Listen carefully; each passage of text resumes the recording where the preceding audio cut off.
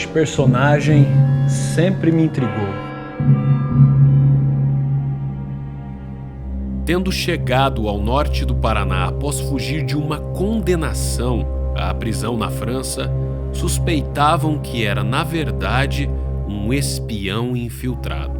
Autoridades também alegavam com certa frequência que ele marcava presença no consulado alemão, em viagens da qual percorria anônimo.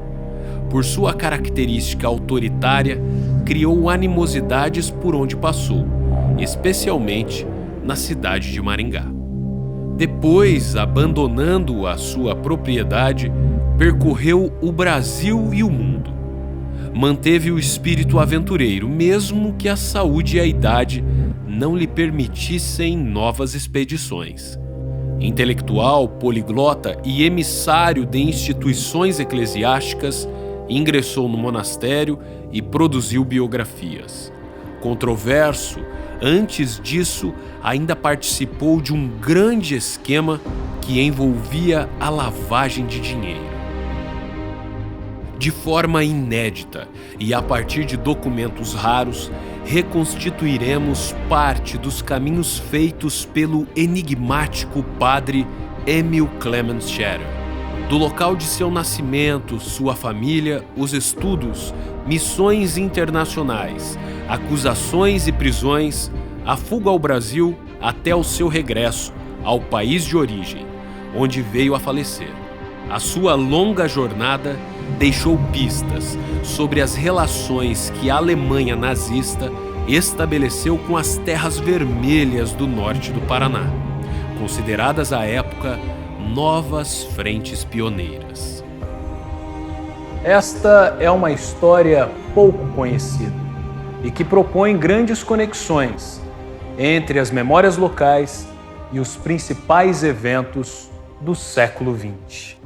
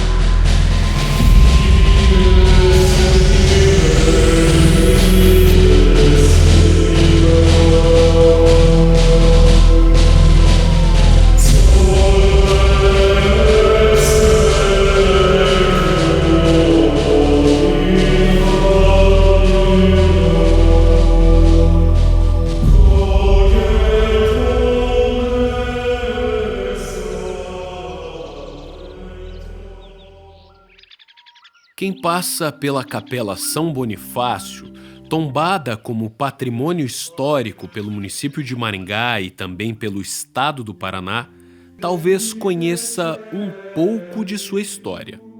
Este foi o primeiro templo a ser edificado no pequeno povoado, em 1940. Era mantido por um padre chamado pelos locais de Emílio Clemente Scherer. Mas, afinal de contas, por que um teólogo alemão construiria a sua igreja em uma zona em processo de formação? Ainda vinculada administrativamente à cidade de Londrina, Maringá lançaria a sua pedra fundamental em novembro de 1942. O seu moderno projeto urbano seria inaugurado mais tarde, em maio de 1947.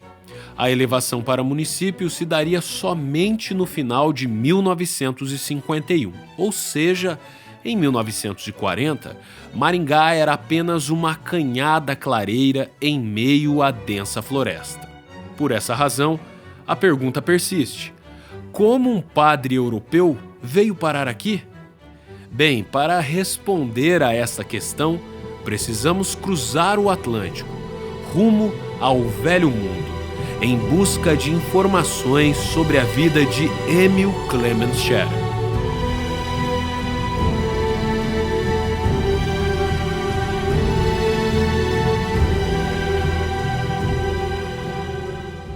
Estamos em Mutzig, na província de Esas. Foi aqui que Emil Clemens Scherer nasceu em 1º de maio de 1889.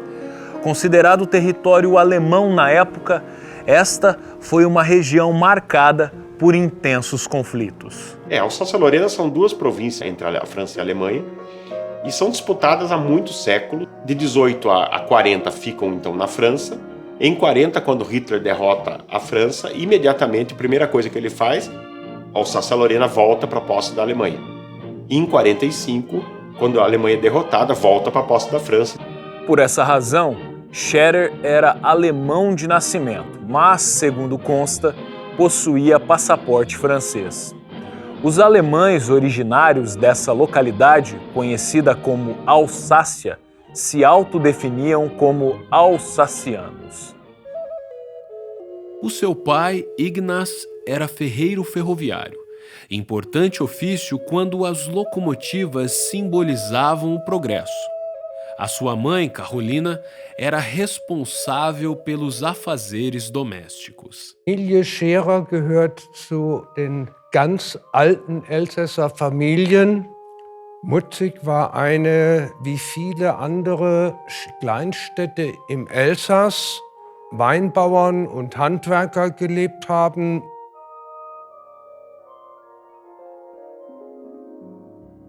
Emil frequentou a Escola Secundária Episcopal de Estrasburgo, próximo da fronteira da França com a Alemanha. Como desejava ser missionário, no dia 8 de setembro de 1907, aos 18 anos, ingressou como noviço no Convento do Sagrado Coração de Jesus, em Hiltrop, no noroeste da Alemanha. Dono de um temperamento forte, voltou para casa após 4 meses. Durante este período, obteve a aprovação no Abitur. Das Abitur ist der Schluss, das ist das Abitur und damit hat man das Recht erworben, auf einer Universität zu studieren.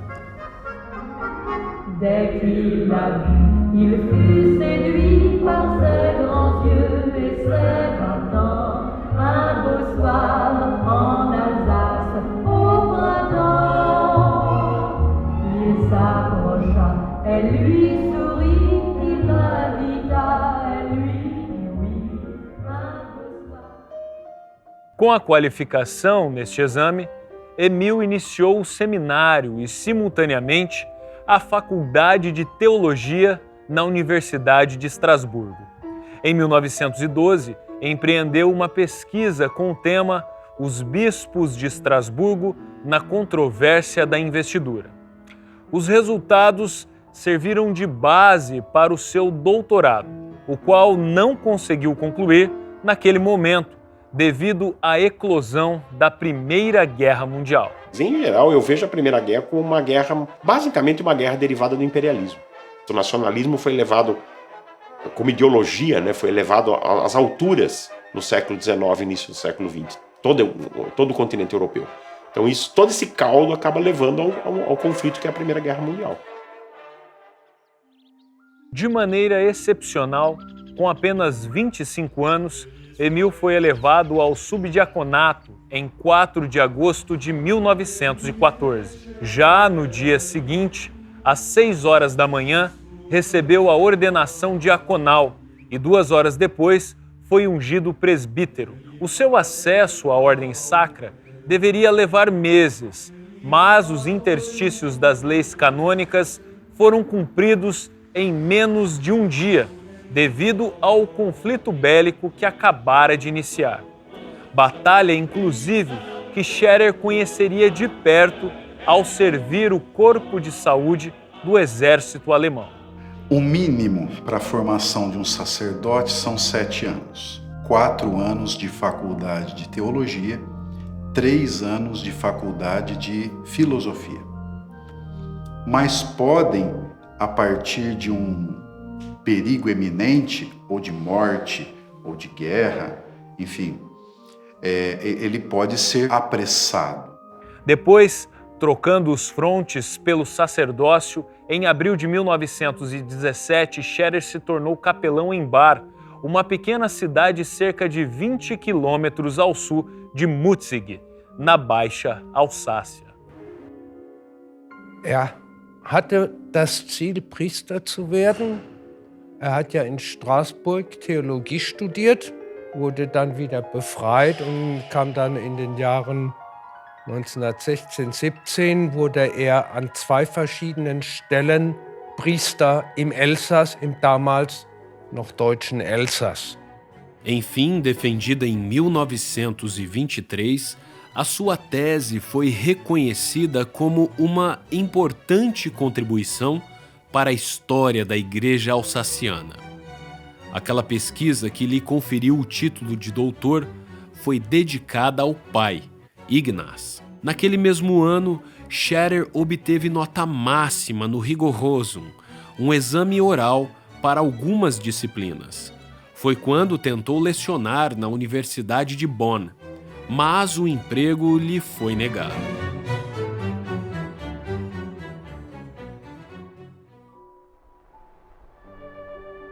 Scherer não era apenas padre. Forjou-se como pesquisador, um intelectual de respeito. Tanto foi que em 1932 recebeu da Conferência Episcopal da Baviera, sediada em Fulda, a responsabilidade de assumir a função de secretário-geral da Associação do Reich para Alemães Católicos no Exterior, entidade ligada ao Ministério das Relações Exteriores. Scherer já atuava como editor do anuário desta instituição. Depois, também coordenou o jornal Os Fiéis, por onde manifestou a sua admiração pelo líder do partido nazista. Em dezembro de 1933, o padre pesquisador se encontrou com Adolf Hitler para declarar voto de lealdade ao seu trabalho. A Associação do Reich para Alemães Católicos no Exterior, que utilizava a sigla RKA, foi criada em 1918 com a missão de reconstruir a Igreja no pós-Primeira Guerra Mundial. Com o apoio do governo, enviava recursos para diferentes países, visando amparar católicos de sua nação. Mais tarde, o Estado alemão exerceria controle sobre essa população por meio de propaganda. Embora com objetivos bastante distintos, parte da Igreja Católica Alemã e o governo nazista se complementaram, e Scherer havia se tornado um dos principais agentes daquela operação. Ao assumir o cargo, Emil Clemens Scherer circulou por diversos países, sobretudo no sudeste da Europa.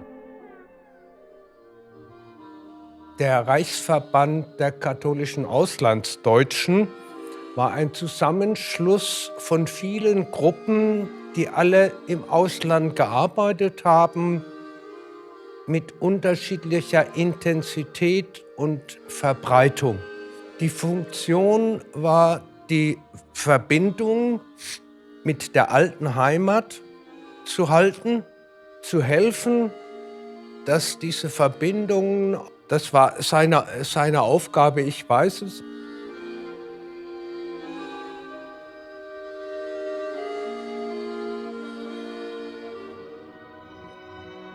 Foi nessa fase que Emil Clement Scherer pode ter se aproximado da organização São Bonifácio, a qual também prestava assistência espiritual aos católicos alemães instalados em outros países. São Bonifácio é padroeiro da Alemanha e teve o seu corpo sepultado em Fulda, cidade que cedia às reuniões do episcopado até os dias atuais. Scherer teria sugerido que os recursos da Associação do Reich deveriam ser distribuídos por meio da organização São Bonifácio, de modo que suas atividades não fossem vistas pelas autoridades estrangeiras como subsídios de propaganda política do programa nazista. Mas acontecimentos inesperados deram novos rumos à representatividade de Scherer perante a Igreja Católica Alemã.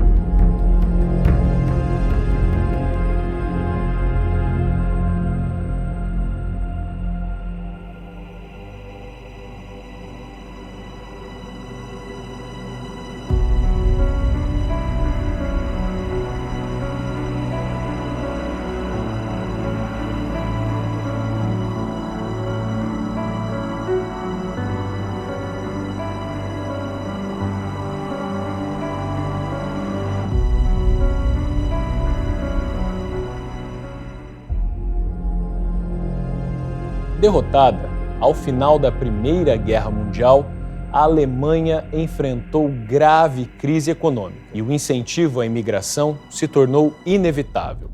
Como consequência, uma instituição semi-governamental foi criada em 1927. Trata-se da Sociedade de Estudos Econômicos Ultramar, a qual teve papel determinante na negociação de propriedades em nome dos que desejavam deixar a nação. Foi naquela conjuntura que a Companhia de Terras Norte do Paraná entrou em cena para viabilizar este objetivo.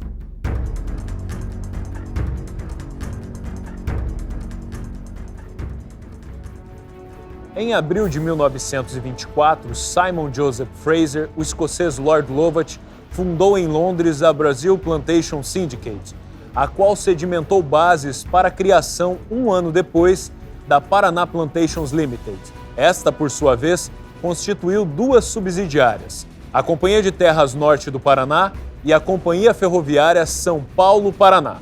Por meio dessas empresas, um grupo de investidores britânicos adquiriu mais de 500 mil de alqueires paulistas no norte e no noroeste do Paraná. A negociação teve duplo objetivo: a extensão da linha ferroviária e a respectiva ocupação imobiliária da região. Esse modelo de estrutura organizacional fez com que alemães de prestígio e grande influência viabilizassem o acesso de seus conterrâneos a essas novas glebas que estavam se formando. Aliás, era aqui, no London Wall Buildings, que ficava a sede da Paraná Plantations, bem no centro financeiro de Londres. As cidades foram sendo criadas em consonância com o avanço da linha férrea e havia um planejamento conjunto. Então, o que se deu aqui não se deu em nenhuma outra parte do mundo. A companhia anuncia a venda das terras e começa a fazer o marketing do seu empreendimento no Brasil, já aproveitando das ondas migratórias que nós tivemos naqueles anos. E aí, com as dificuldades econômicas e políticas na Alemanha dos anos 30, a companhia começa a fazer uma divulgação do seu empreendimento lá. Em 1932, o ex-ministro da Justiça, que havia sido vice-chanceler da Alemanha, Erich Koch-Weiser, na condição de presidente da Sociedade de Estudos Econômicos Ultramar, convidou o jovem engenheiro agrônomo Oswald Nixdorf para desenvolver novo projeto no Brasil. Depois de dialogar com diretores da Paraná Plantations, com quem analisou opções para o assentamento de colonos alemães, decidiu por uma área próxima à cidade de Londrina. Nixdorf era natural de Bremen, porto alemão conhecido pela estátua do herói lendário Roland, o Cavaleiro.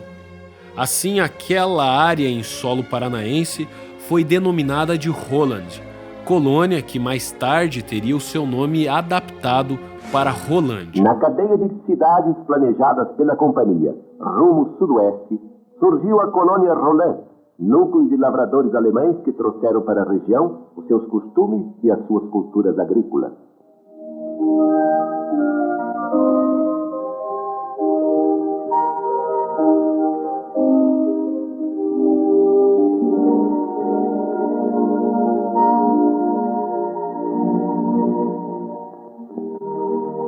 O ex-ministro alemão Dr. Koch-Weser e esposa vieram de sua pátria para se fixarem em Rolândia, onde compraram terras e construíram a sua residência.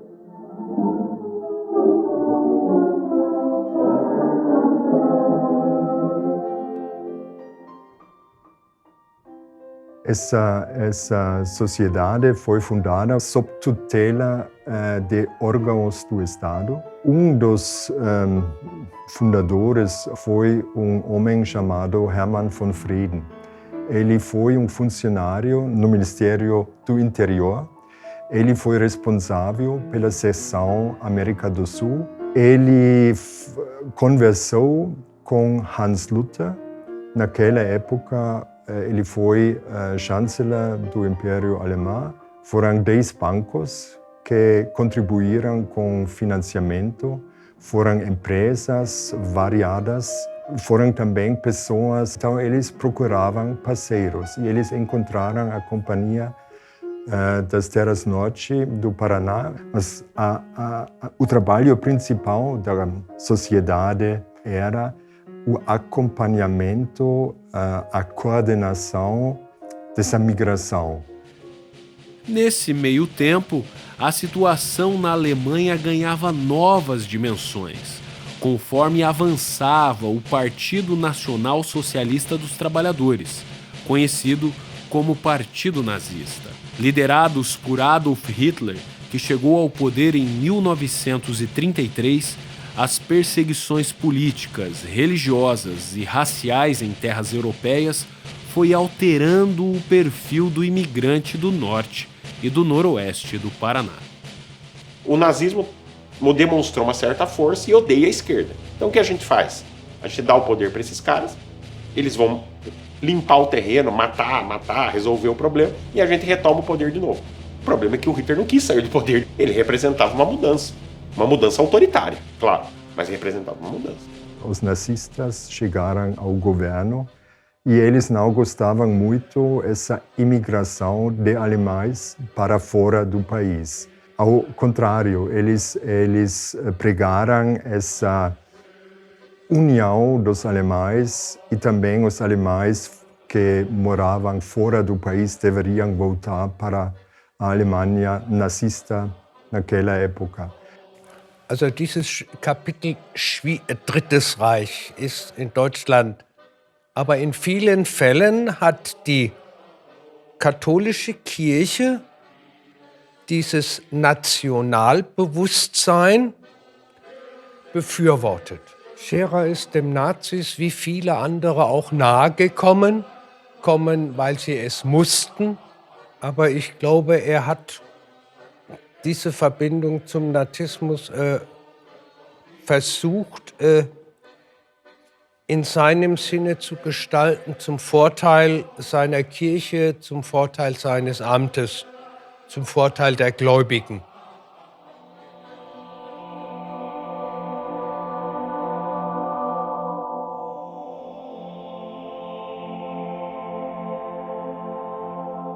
É importante pontuar que parte das igrejas cristãs assumiu uma postura de enfrentamento ao nazismo. Aquele movimento ficou conhecido como luta da Igreja. Os bispos alemães assim não impuseram dificuldades para que os católicos se filiassem ao partido nazista. Isso abriu uma porta para que a Igreja tivesse ali uma convergência com o regime nazista. Em 1937, o Papa Pio XI publica uma encíclica condenando os regimes totalitários. E a partir disso se desencadeia toda uma perseguição a muitos cristãos, muitos padres, religiosos, leigos. Aqueles que eram coniventes mantiveram uma vida normal, como se nada tivesse acontecendo.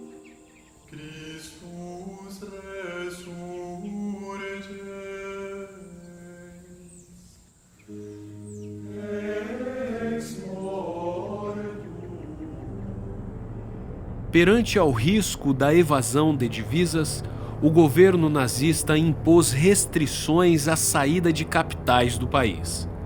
A partir de 1934, cada cidadão poderia emigrar levando consigo apenas 1000 Reichsmarks, o marco do Reich, moeda nazista.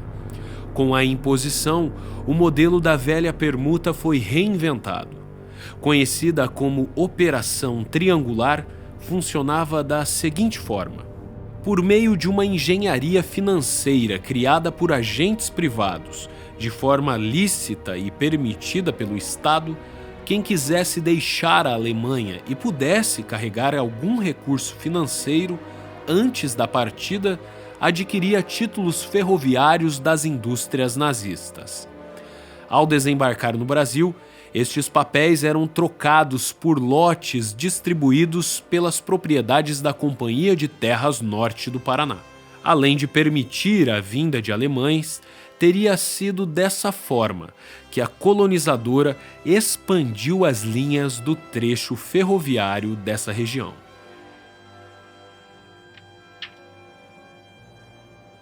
Mas e quanto à situação de Scherer? Perante a esses grandes movimentos, agora é que as coisas começam a ficar ainda mais interessantes. Ao vasculhar registros históricos, descobrimos que Emil Clement Scherer foi preso em outubro de 1936 pela Gestapo, a polícia secreta nazista. Ficou detido por curto período em Berlim, após ser acusado de contrabando monetário. A escassez documental não permite compreender a abrangência daquela denúncia. Restam, então, algumas hipóteses, das quais duas parecem mais plausíveis. Scherer estaria ajudando conterrâneos a deixarem a Alemanha ou, ainda mais complexo, estaria desviando recursos da Associação do Reich, entidade da qual era secretário-geral. Pela representatividade, a sua libertação se deu por intermédio do ministro das Relações Exteriores, Konstantin Freiherr von Neurath, autoridade que determinou sigilo sobre o caso. Foi somente em agosto de 1937 que o padre voltaria a aparecer em público, quando já havia grande sinal de alerta sobre ele. Isto porque, no início daquele ano, as investigações que resultaram em sua prisão ganharam as páginas da imprensa estrangeira. Movimentando-se com insegurança desde então, o clérigo foi para a Suíça e depois para a Itália, onde por pouco não foi novamente detido em Roma. Avisado por representantes da Santa Sé, embarcou para a América do Sul. Durante a viagem, foi substituído abruptamente pelo padre Albert Bittner, na Secretaria-Geral da Associação do Reich. Depois, Emil Clement Scherer teria renunciado formalmente ao cargo. A sua entrada ao Brasil se deu pelo Rio de Janeiro, em fevereiro de 1938. Depois de alguns dias, embarcou em um avião rumo a Santos e de lá seguiu ao Rio Grande do Sul. Scherer teria vindo para uma viagem de reconhecimento, em missão oficial, tendo ainda passado pela Argentina, Uruguai e Chile. Auch im Auftrag des Propagandaministers rumgefahren ist. ging es ganz bestimmt auch darum, abzuchecken, wie die Deutschen in Südamerika zum nationalsozialistischen Regime stehen. Sich auch die normalen katholischen Angelegenheiten gekümmert. Com a destituição do cargo, Emil Clement Scherer perdeu força e representatividade como emissário da Igreja Católica. A indisposição com o partido nazista o fez seguir para novas terras para conquistar outros espaços. Mas a forma como o padre alemão fez isso quase colocou fim à sua liberdade.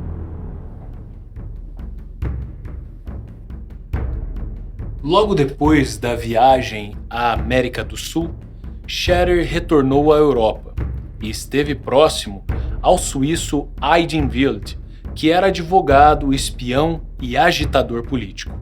Entre maio e julho de 1938, Aydin adquiriu 3 lotes da Companhia de Terras Norte do Paraná, na Gleba Pinguim.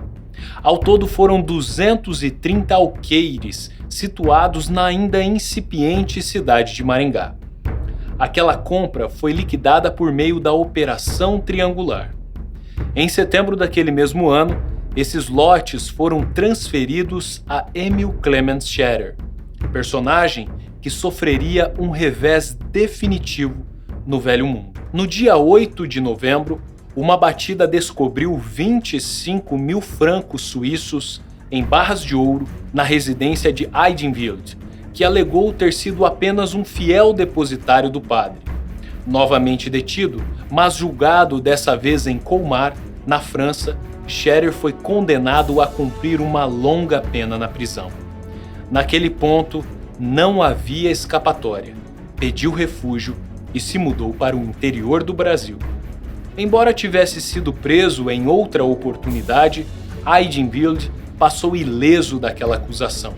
Mesmo assim, o advogado suíço integrava uma complexa rede que articulava a independência da Alsácia.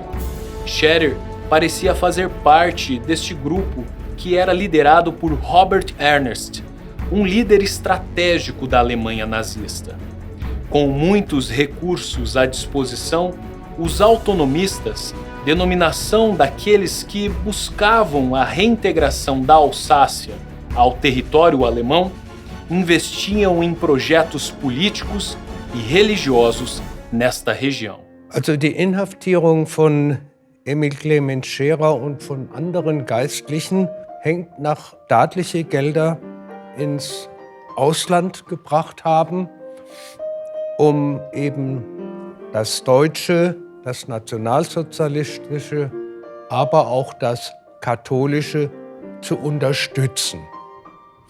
Und diese Unterstützung sollte aber im Ausland nicht als Unterstützung der deutschen Regierung verstanden werden oder ankommen.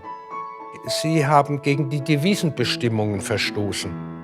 Scherer gehörte also zu denen, die also die Elsässer Autonomisten unterstützt haben, damit sie irgendwann wieder selbstständig werden, sprich wieder zu Deutschland gehören.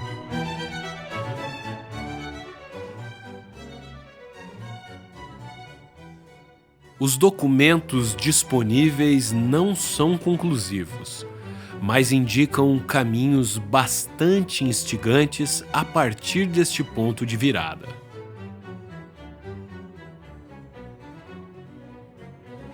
É sabido que a Companhia de Terras fez grandes investimentos em campanhas publicitárias por todo o mundo, com o objetivo de atrair investidores e operários para o seu território. Logo, para Scherer comprar lotes nessa região seria bastante conveniente, sobretudo devido aos vínculos que haviam sido estabelecidos por intermédio da rede a qual fazia parte. Desprestigiado, condenado e receoso, não restaram alternativas. Foi assim que, no início de 1939, o padre alsaciano se mudou para o Brasil.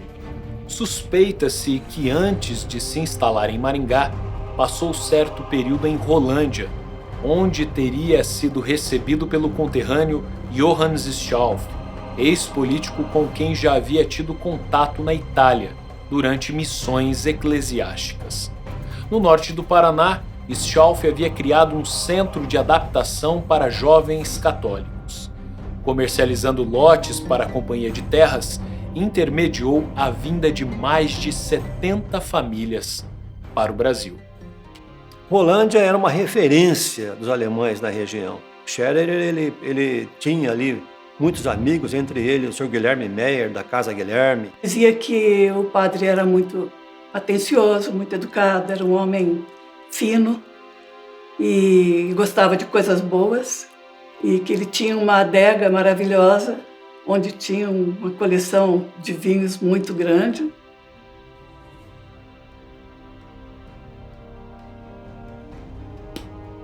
Mas qual a origem dos recursos para a aquisição dessas terras no distante território brasileiro? Sem comprovações que atestem a existência de posses por parte da família Scherer, os diários do cardeal Michael von Halber, então arcebispo de Munique, registraram que aquele negócio teria sido financiado pela organização São Bonifácio. Mas outra possibilidade existe. Robert Ernest teria doado fundos para Scherer desenvolver um projeto de assentamento no Brasil. Esta também era uma forma de garantir refúgio para sua família, em caso de emergência. Não à toa, o padre utilizou intermediários e representantes em suas transações com a Companhia de Terras.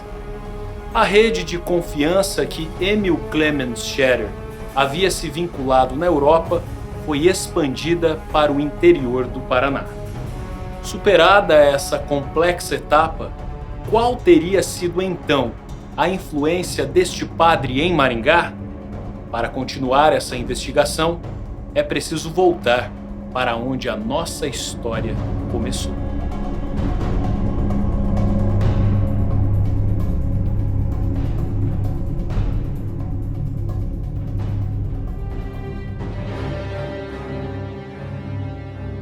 Ele encontra a Maringá numa fase bem primitiva, uma área bastante densa em termos de floresta, de mata, né?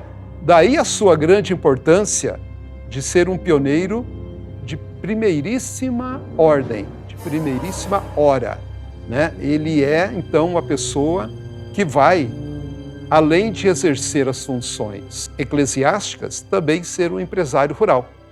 Possivelmente, o padre Scherer acreditava que teria sido enganado, né, pelo Schauff, e que quando ele chegou aqui, ele não encontrou uma propriedade, ele encontrou uma floresta.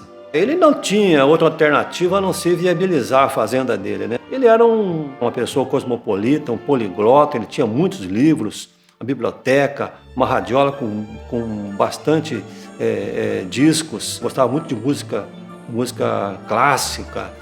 Ele tinha uma coleção de relógios, tinha muitos objetos pessoais. Na casa dele, ele já tinha, por exemplo, um telefone de parede, de manivela, algo que, para a época, era um luxo, né?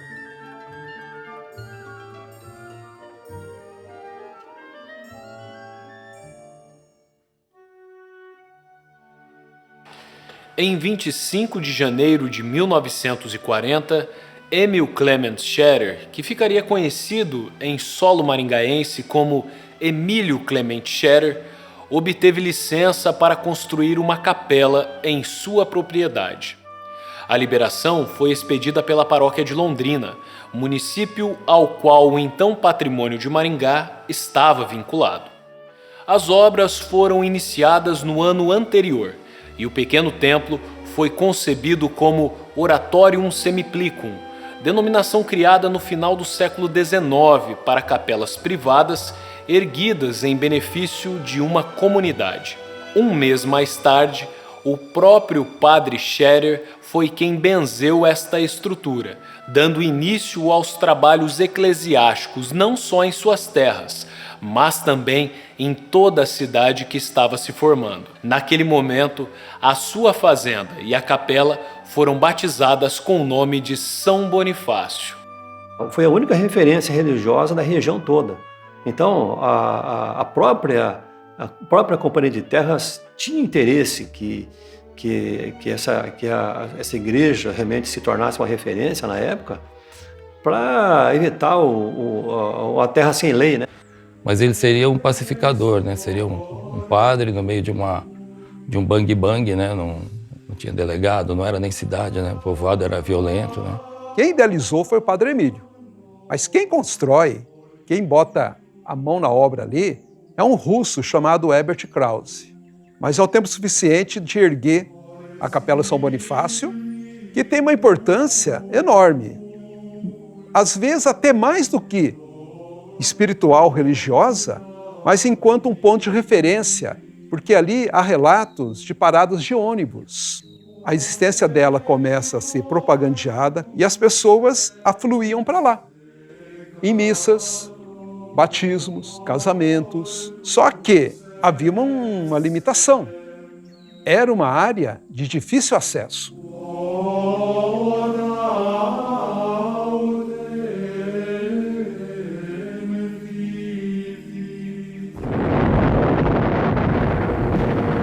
Os conflitos da Segunda Guerra Mundial se intensificaram no início dos anos 1940.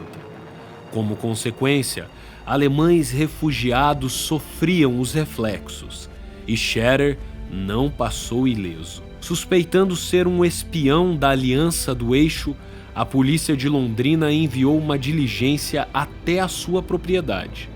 O delegado era Valdemar Gomes da Cunha, ligado à Companhia de Terras. Durante a averiguação, equipamentos de uma mini-estação meteorológica foram destruídos. Imaginaram ser um rádio de longo alcance. Sob vigilância, o delegado Ribeiro da Cruz, da Delegacia Especial de Ordem Política e Social de São Paulo, destacou que o padre costumava frequentar a embaixada alemã na capital federal em trajes civis, e para onde viajava incógnito. O jeito dele ser ele criou muito problema com os próprios empregados. Ele tinha essa particularidade, né, de ser uma pessoa que facilmente ele arranjava inimigos.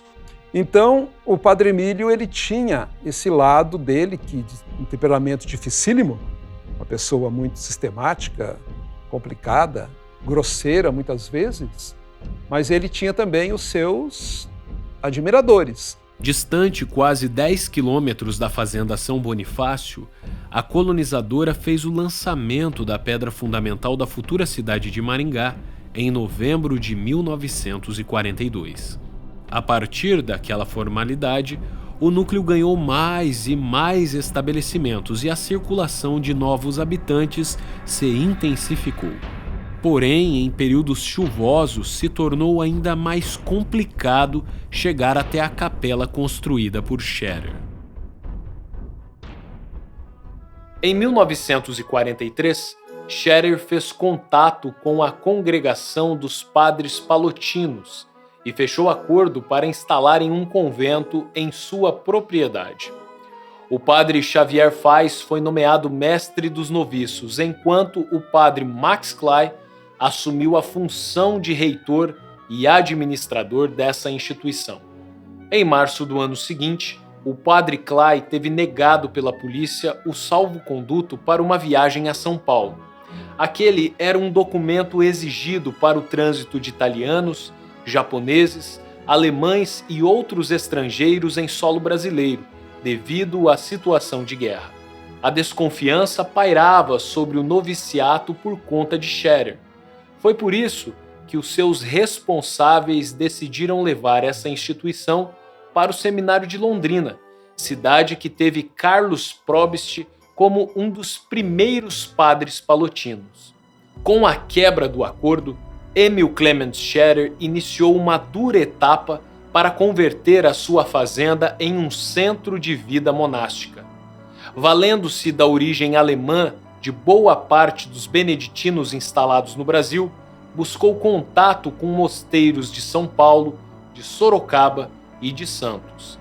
Mas o seu perfil autoritário e exigente impediu que novas parcerias fossem adiante. Nesse meio tempo, a cidade de Maringá seguiu em franco desenvolvimento e o padre alemão também ampliou a sua representatividade em âmbito local.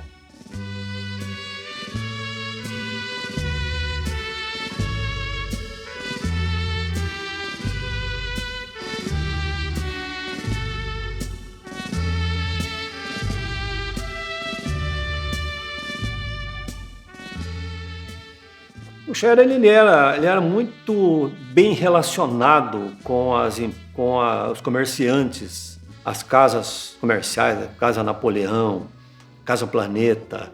No início de 1946, a cada segundo domingo do mês, Scherer celebrava missas no núcleo urbano de Maringá, improvisando o altar na varanda das casas. No primeiro encontro, compareceram aproximadamente 400 fiéis. Depois, devido a chuvas, apenas 100 pessoas estiveram presentes. Mas no domingo de Ramos, no dia 14 de abril, mais de 500 moradores demonstraram a sua fé. Momento que 29 crianças foram batizadas e uma comissão foi criada para a construção de uma capela nessa região. Seria o segundo templo da cidade. Arthur Hugmiller Thomas, então gerente da Companhia de Terras, mostrou boa vontade para doar o terreno, mas desejava que o novo templo fosse construído mais a leste, na área que a colonizadora executava o plano urbanístico de Maringá.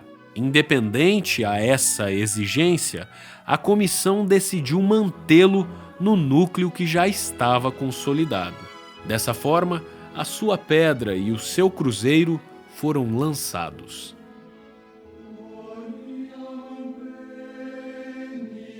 Vendo a movimentação da comunidade, a Companhia de Terras acordou com a vontade do povo e doou o terreno desejado. No dia 30 de junho de 1946, foi realizada uma quermesse para angariação de fundos para a nova capela. Este evento contou com a presença de Dom Henrique Weber, da Ordem Beneditina de São Paulo. Percebe-se, então, que os interesses de Scherer para com a sua propriedade seguiam os mesmos. Do contrário, o que estaria fazendo um monge da capital paulista em Maringá naquela época?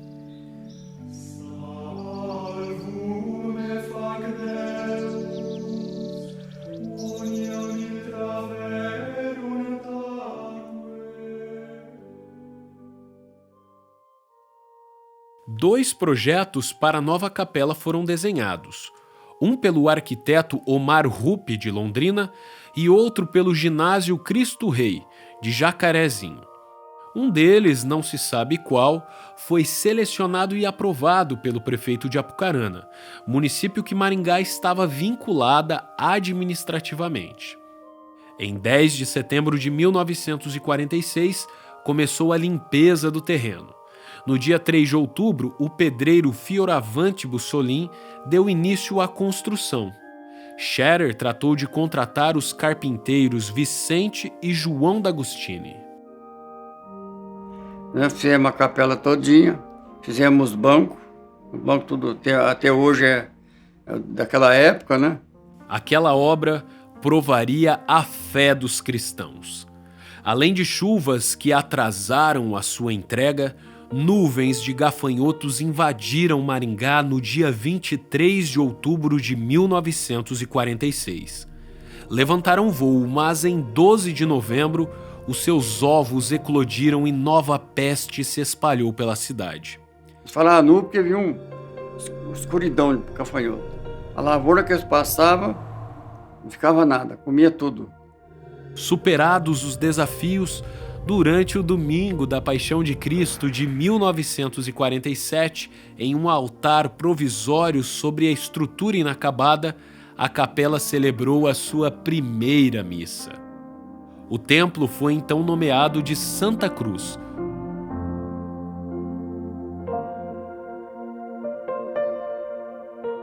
Então, durante toda a década de 40, por ser o único padre aqui de Maringá, ele teve um prestígio superlativizado. Eu acho que é o melhor período da vida dele em termos de prestígio, de apoio, de respeitabilidade. Mas também já começam os problemas com a fazenda, né? Começa a dar uma série de reveses ali. Chiadas, morte de animais, dificuldade em escoamento, né, da produção. Enfim, para conciliar a vida de fazendeiro com a vida de sacerdote, não foi fácil para ele, não. Ele seguiu a tendência da região, que era o plantio de café. Um pouco de pecuária, né, de leite e tal. Houve uma geada que já destruiu todos os seus cafés. Não deu certo também a sua atividade na suinocultura. Ele investiu numa olaria, que também não deu certo. Ou seja, ele não tinha tradição, não tinha conhecimento, não tinha orientação técnica adequada e, por isso, as suas atividades aqui não prosperaram. Desiludido com a propriedade, onde mantinha uma grande equipe de funcionários com os quais ainda tentou empreender uma olaria e uma pedreira, e não tendo obtido sucesso com a implantação do mosteiro, Emil Clement Scherer se integrou à Diocese de Jacarezinho. Nomeado coadjutor, priorizou então a vida eclesiástica. Mas a chegada de outros padres a Maringá o faria deixar para trás a sua propriedade. Para as solenidades oficiais de fundação de Maringá, em maio de 1947, foi levantado na futura Avenida Brasil um palanque ocupado por Mr. Thomas e autoridades, sendo o padre Scherer feito o discurso alusivo ao ato.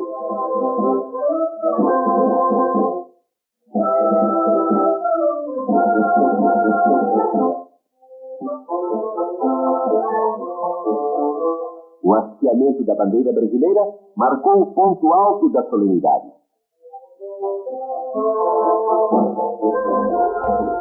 A transição da companhia inglesa para a companhia brasileira, os empreendedores entenderam que dava para se fazer um desenho de cidade diferente. E aí eles procuraram o Jorge de Macedo Vieira, que já tinha uma experiência muito grande de desenho de cidades. Então, a hora que se estabeleceu o pátio de manobra e esse levantamento topográfico, então o Jorge de Macedo Vieira vai desenhar a cidade. A cidade foi ganhando esse desenho obedecendo às curvas de nível e à topografia. A partir de 1950, você tem uma mudança radical em Maringá em todos os sentidos. A companhia já não tem os mesmos poderes que tinha antes. É uma outra fase, uma fase de conflito entre o poder privado e o poder público.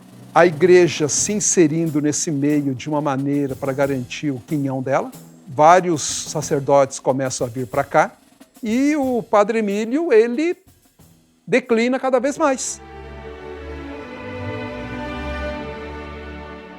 Em 1950, Maringá deixou a condição de capela de Mandaguari para ser convertida em 2 paróquias, devido à extensão de seu território. Em uma ficaria Scherer e em outra um novo padre, Teófilo Carlos Almazan. O reitor do Seminário Palotino de Londrina, Carlos Probst, consultor diocesano da época, sugeriu que Almazan ficasse com a região do Maringá Velho. Por ser jovem, teria melhores condições para administrar o vasto território composto pelos templos de outras localidades. Para o Maringá Novo, havia consenso que Scherer seria o padre mais adequado, devido à idade avançada e por já apresentar problemas de saúde. Mas foi Almazan que acabou ficando com esta paróquia. Probst o acusou de estar interessado na parte onde se localizava o cartório, e com isso faturar com a celebração de casamentos e batizados. Scherer se sentiu traído e ofendido com o ato do colega. Afinal, havia um acordo com o bispo Dom Geraldo de Proença Sigur. Derrotado, restou ao padre alemão atender como podia os fiéis espalhados pela área de maior extensão. Ele não era um padre de se sujeitar muito às determinações das lideranças religiosas da região. E depois também, quando ele deixou de ser pároco, ele teve um outro atrito muito grande com o padre João Jansen. O padre veio para substituir os dois párocos, porque houve a unificação das duas paróquias. No final de 1950, Scherer começou a desmembrar a sua propriedade. Entrava em declínio a figura imponente do intelectual que havia se tornado grande líder em Maringá anos antes.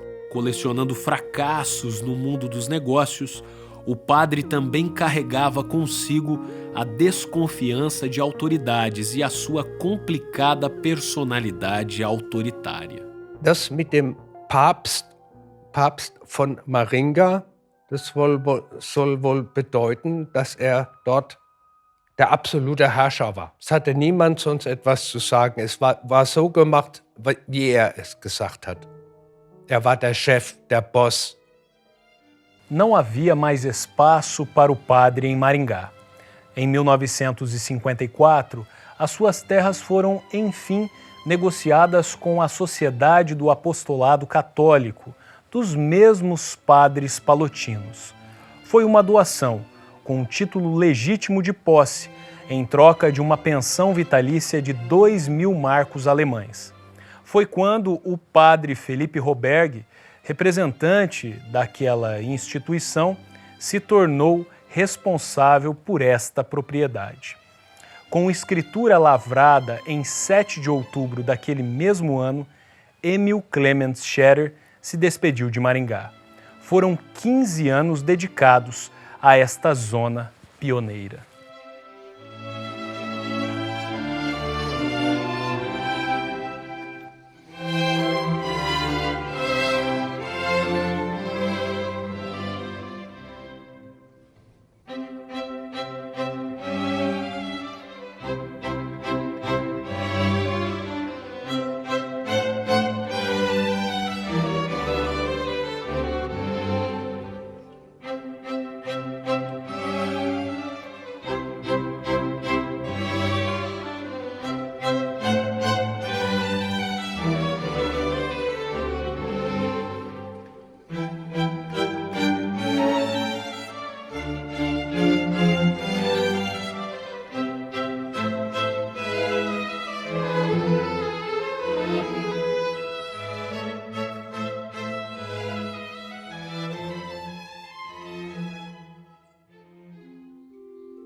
A fundação do mosteiro é de 1598.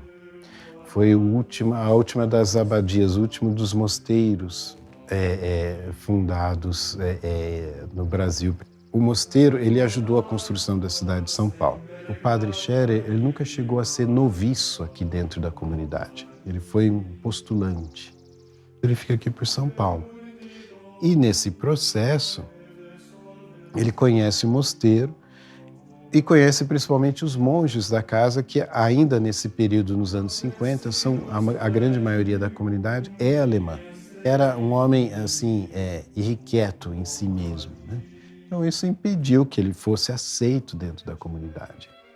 No final de 1954, Scherer residiu na rua Califórnia, no bairro do Brooklyn, distante apenas 10 quilômetros do Mosteiro de São Bento, abadia que estabeleceu contato para a sua experiência monástica na capital paulista.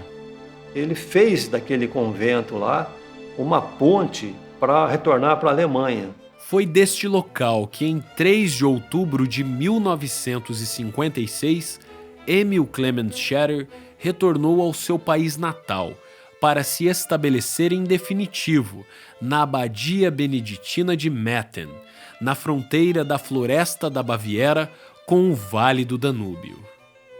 E é para lá que nós vamos, a fim de relatar os últimos anos de vida deste controverso personagem da Igreja Católica.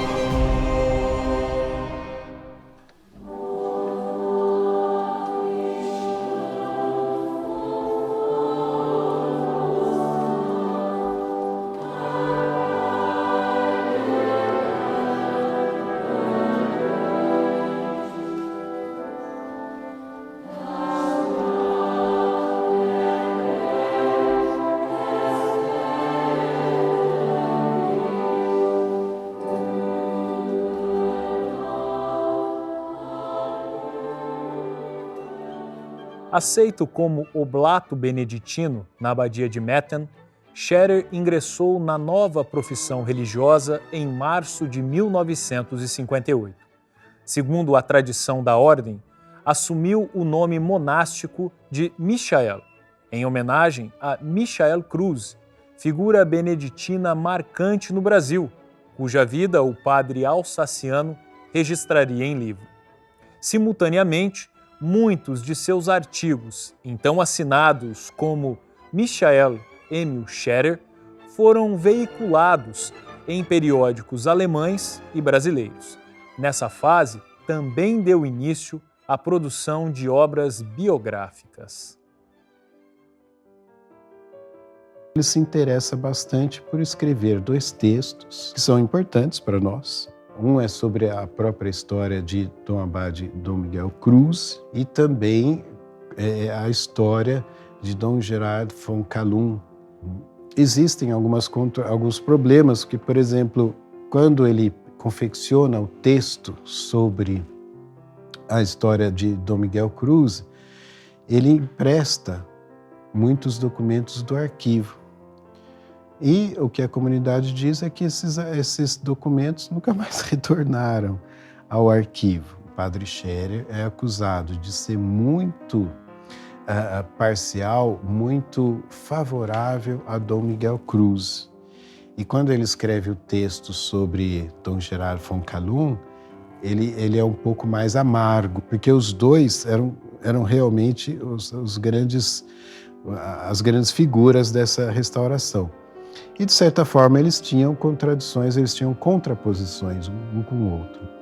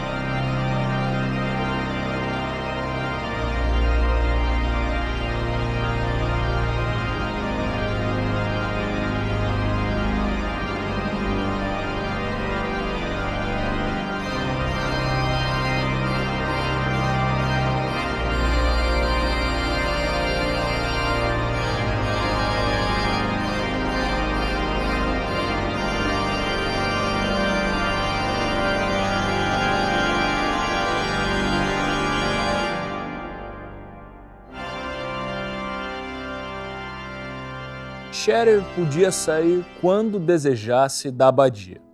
E, segundo alguns registros, isso gerava certo desconforto com os demais beneditinos. Em 1963, regressou ao Brasil a fim de colher subsídios para o livro que publicaria 2 anos depois sobre Dom Frei Domingos da Transfiguração Machado. Scherer também registrou a vida de William Michaud, pintor suíço que viveu em Superagui, no litoral paranaense. Michaud foi um dos primeiros a retratar a paisagem deste estado brasileiro. Dentre outras produções, o padre alemão ainda deixou uma biografia inacabada sobre o primeiro abade de Metten, o beneditino Gregor von Scherr, que mais tarde seria consagrado arcebispo de Munique. Eu levantei mais de 20 livros e livretos dele, né?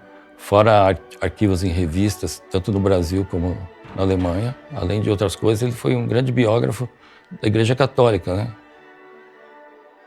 Depois de muitas viagens, Scherer adoeceu gravemente em outubro de 1967, logo após regressar da última peregrinação à Palestina.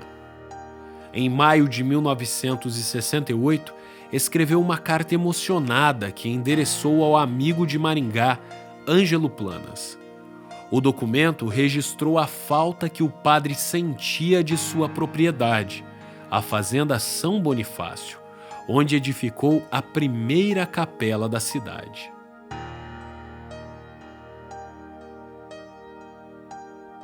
Emil Clemens Scherer morreu em 30 de agosto de 1970, aos 81 anos. O seu funeral ocorreu no dia 2 de setembro, na própria Abadia de Metten.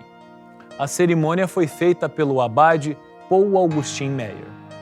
Enterrado no cemitério comum da cidade, 5 anos depois, o seu corpo foi transferido para o mosteiro em que passou os últimos anos como oblato. Em artigo de 1971, Georges Nitel escreveu: um digno sacerdote alsaciano morreu no exterior. Para muitos, assim como no caso de Emil Clement Scherer, ou Scherrer, como era a pronúncia correta, a reintegração da Alsácia como território alemão foi um sonho que durou pouco.